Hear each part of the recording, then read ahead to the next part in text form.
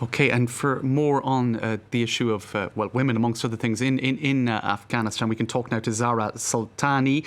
You're a senior consultant at Loyalist Public Affairs in Toronto. Thank you for talking to us this evening. You're also an Afghan woman. Now, I'm not sure if you could see the pictures that we were playing there in that report, but perhaps you could hear the deep despair in one of the interviewees' voices.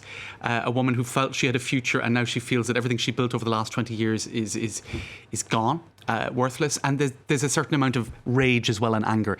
Tell us about how you see the situation for women in Afghanistan now with the return of the Taliban. What I heard from the person you interviewed is what I've been hearing from my own friends and relatives. All these girls right now, they've been burning their school certificates, they've been hiding, they're destroying any evidence that they worked or went to school because they're afraid that if Taliban does home searches, that they will be found out and prosecuted because of that. It touches my heart, and it's the same thing I'm hearing from my own family members, young girls that are saying they worked so hard for years and years to get an education, to get a job, and now they feel completely hopeless. Now, we've been hearing estimates that maybe 500,000 Afghans will seek to leave the country. I imagine many women as well. Do you feel there's any hope for the younger generations in Afghanistan to build a future there, or are you expecting that many will now want to leave? I hear from every single person, from those who have been in Afghanistan for generations, and from families who were there even last time around that Taliban took over.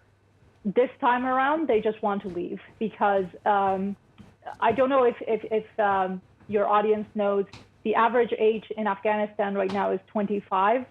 It's a very young country. Majority of them haven't lived under the Taliban rule. They had certain freedoms to get educated, to dress the way they want, to be fashionable, to play music. And if they don't have access to that right now, they want to leave.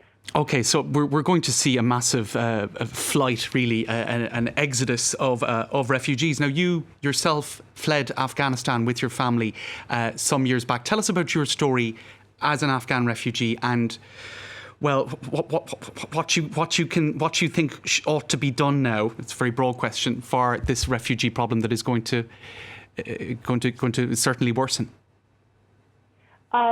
So with my family, my parents left Afghanistan before the rise of Taliban last time around. And I was actually born and raised in Iran as an Afghan refugee. And living as a refugee in another country, especially in Iran, was difficult because we didn't have many rights. I couldn't go to school as a girl, as an Afghan girl. But finally, we were able to move to Canada. But that's going to be, if people are lucky to just get out of Afghanistan right now and go to these third countries, they're going to face a lot of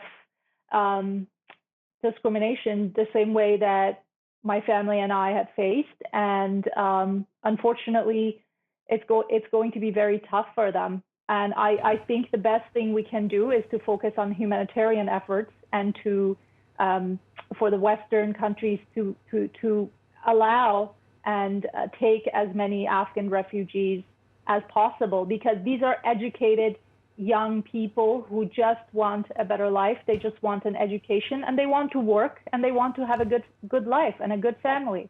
And that's all they want. They want to be able to dress how they want, and they want to be able to send their girls to school. Okay, Zahra, Zahra Sultani, unfortunately, we'll have to leave it there. Thank you so much for your reaction and your thoughts on the situation of women in particular, but also the refugee problem in Afghanistan. Thank you for that.